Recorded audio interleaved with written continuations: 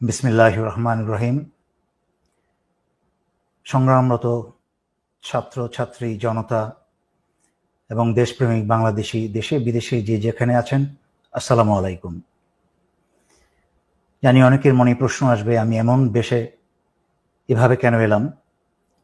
বাংলাদেশে যুদ্ধ শুরু হয়ে গেছে, সবাইকে সতর্ক করতেই আমি অত্যন্ত জরুরি কিছু তথ্য প্রকাশ করতে আপনাদের সামনে এলাম। 2009 সালে বিডিআর অফিসার হত্যা, সেনা অফিসার হত্যার আগে যেরকম চিঠি বিতরণ হয়েছিল, ঠিক আবার সেই চিঠি বিতরণ শুরু হয়ে গেছে। বিডিআরের সেনা হত্যার আগে সেনা হত্যায় যারা যারা জড়িত ছিল তাদের মাঝখানে সোহেল তাজ অন্যতম।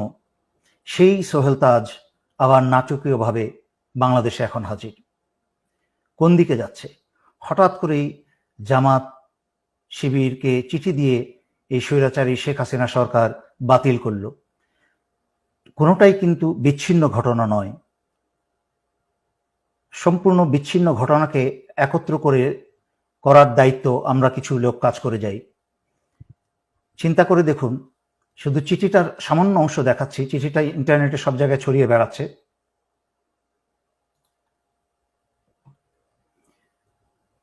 চিঠির লেখা দেখুন।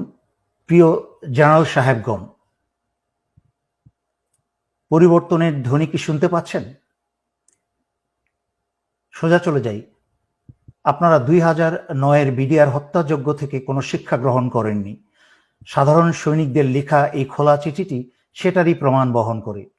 একটু সতর্ক করে দেই আপনাদেরকে, এই স্বৈরাচার সরকারের পতন কিন্তু সময়ের ব্যবধান মাত্র। তারপরে অনেক কথা লেখা আছে। আরেকটা চিঠিতে চলে যাই, আরেকটা অংশ। কতটা নিচে নেমেছে সেনাবাহিনীর ভাবমূর্তি একবার চিন্তা করুন। কোথায় গেল সেই চেতনা ও মূল্যবোধ যা আপনারা আমাদের দিনরাত মুখস্থ করান?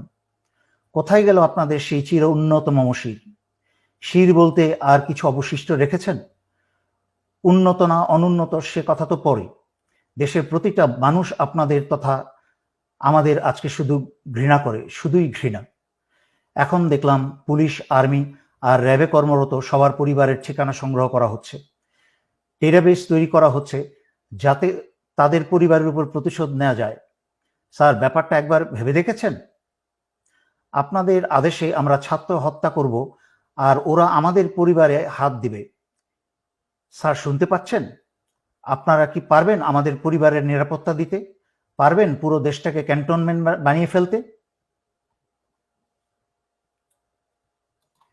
চিঠিটা আরো বেশ বড়, তবে এই চিঠিটায় যেই কথাগুলো উল্লেখ করা হয়েছে, যারা আপনারা সচেতন নাগরিক, দেশপ্রেমিক নাগরিক, যারা আমার লাইভ বা ভিডিও আপনারা দেখেন, তারা নিশ্চয়ই শুনেছেন।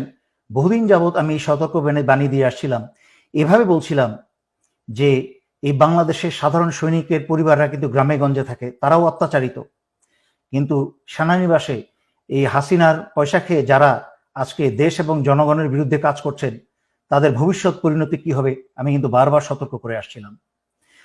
যদিও ছাত্রছাত্রী এবং জনতার উপর যারা গুলি চালিয়েছে সেটা সমগ্র সেনাবাহিনী চালায়নি, চালিয়েছে হাসিনার পোষা এবং হাসিনার বাছাই করা যাদেরকে ঢাকায় 46 ব্রিগেডে বসানো হয়েছে। তার মাঝখানে একজন হচ্ছে অত্যন্ত জঘন্য চরিত্রের ব্রিগেডিয়ার জেনারেল ইমরান, যে শেখ হাসিনার প্রধানমন্ত্রী কার্যালয়েই ছিল এক সময়, এবং তার ক্যাডেট কলেজের বন্ধু বান্ধবের মতামতে সে একটা সাইকোপ্যাথ। সে নিজের আপন ভাইকেও ঠান্ডা মাথায় খুন করতে দ্বিধা করবে না, এবং তার ক্যাডেট কলেজের বন্ধুরা তাকে বহুবার তাদের কাছ থেকে বিচ্ছিন্ন করেছে তাকে। এই সাইকোপ্যাথকে, হাসিনার মতো এক সাইকোপ্যাথ, এই সাইকোপ্যাথকে 46 ব্রিগেডে বসিয়েছে। আর 46 ব্রিগেড চলে হচ্ছে হাসিনার আত্মীয় বর্তমান সেনাপ্রধান জেনারেল ওয়াকারের সরাসরি নির্দেশে, কোনো ডিভিশনের অধীনে নয়। গুলিগুলা ছুড়েছে হচ্ছে এই 46 ব্রিগেডের কিছু কুসেনা, চরিত্রহীন কিছু কুসেনা, সমগ্র বাংলাদেশের অন্যান্য সেনানিবাসে থাকা সেনারা না। তাই আপনারা সমগ্র সেনাবাহিনীর উপর ভুল বুঝবেন না। যদিও সেনাবাহিনীর দায়িত্ব ছিল জনগণের কাতারে দাঁড়িয়ে আসা, জনগণ এবং দেশকে রক্ষা করা, সেইটা পবিত্র দায়িত্ব হচ্ছে জনগণের।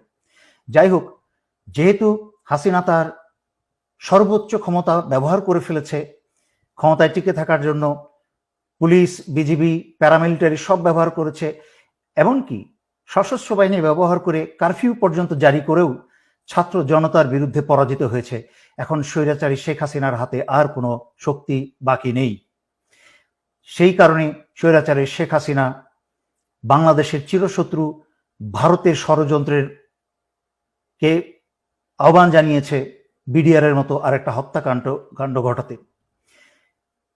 বাংলাদেশ সেনাবাহিনীতে, সেনানিবাসে বা বিভিন্ন কোনো অর্গানাইজেশনে যদি এই ধরনের একটা হত্যাকাণ্ড চালানো যায়, তাহলে ভারতের পরিকল্পনা হচ্ছে বাংলাদেশকে প্রহরী শূন্য করা, বাংলাদেশের সার্বভৌমত্ব এবং স্বাধীনতা রক্ষা করার জন্য আর কোনো প্রহরী বাকি না থাকে।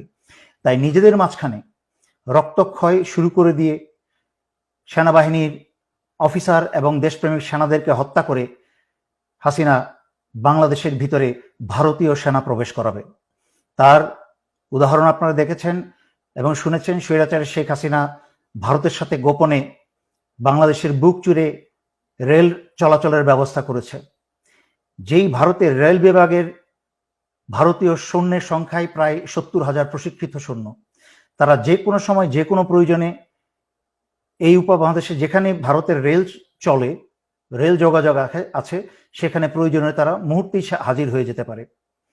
তার মানে এই রেল ব্যবস্থার নাম করে বাংলাদেশের ভিতরে চাইলে ভারত প্রয়োজনে 70,000 সেনা মোতায়েন করতে পারে। একদিকে বাংলাদেশের প্রহরী সেনা হত্যা করবে, আর একদিকে ভারতীয় সেনা প্রবেশ করে বাংলাদেশ দখল করবে এবং স্বৈরাচারী শেখ হাসিনাকে বাঁচাবে। আর তার দায়িত্ব সম্পূর্ণ চাপাবে হচ্ছে জামাত শিবিরের উপরে, এবং স্বৈরাচারী শেখ হাসিনা বলবে যে এই কাজ করে শুরু করেছে বাংলাদেশ সেনাবাহিনীর ভেতরে থাকা জামাতের লোকজন বা শিবিরের লোকজন, যা স্বৈরাচারী শেখ হাসিনার চোরপুত্র জয়ের মুখে থেকে আমরা বেশ কয়েকবার শুনেছি যে সেনাবাহিনীর ভিতরে জামাত শিবির আছে। সুতরাং আমি সকল জনগণকে অনুরোধ করছি, আপনারা এই মুহূর্ত থেকে অত্যন্ত সচেতন হয়ে যান। কোথাও আপনারা একা থাকবেন না। কোথাও আপনাদেরকে বাসা বাড়িতে এলাকায় যদি পুলিশি হানা হয়, তাহলে আপনারা সারা এলাকার মানুষ ঘিরে ধরবেন এবং ছাত্রছাত্রী তোমরা সবাই পকেটের মাঝখানে তোমরা মরিচের গুঁড়া রাখবে। কাছের থেকে এসে ছাত্রলীগ, পুলিশ যারাই তোমাদেরকে ধরে নিয়ে যেতে চাইবে, তাদের চোখে মুখে মরিচের গুঁড়া মেরে দাও। এটা হচ্ছে ন্যূনতম তোমাদের ডিফেন্স। তাছাড়াও হাতে যা পারো তোমরা রাখো সংঘবদ্ধভাবে। নাও আসছি সর্বোপরি সশস্ত্র বাহিনীর প্রতি।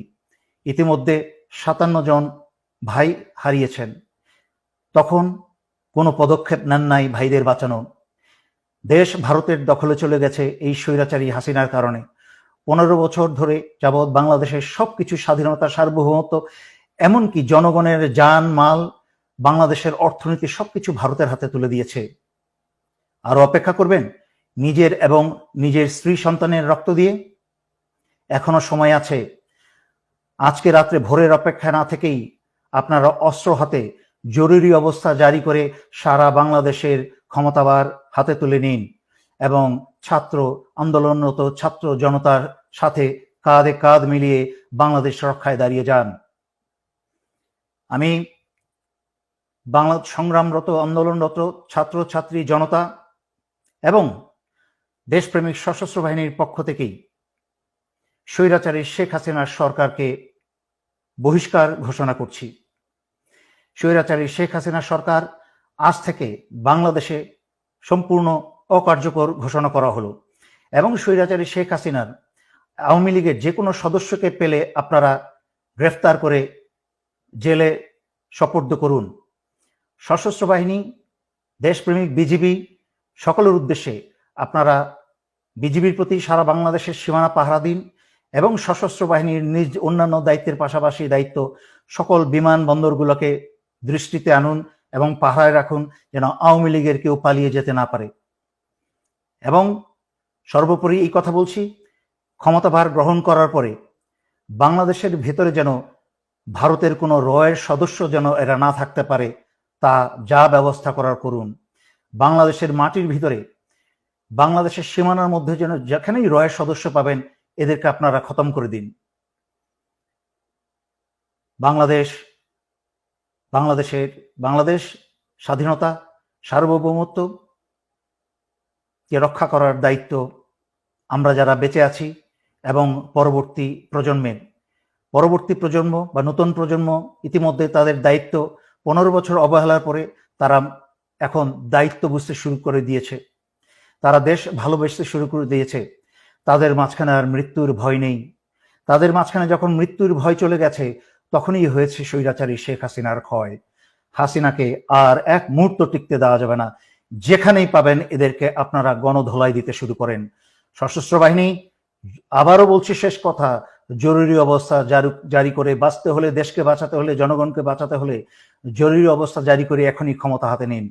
এই বলে আমি আজকের জন্য এখানেই শেষ করছি। ধন্যবাদ। আসসালামু আলাইকুম।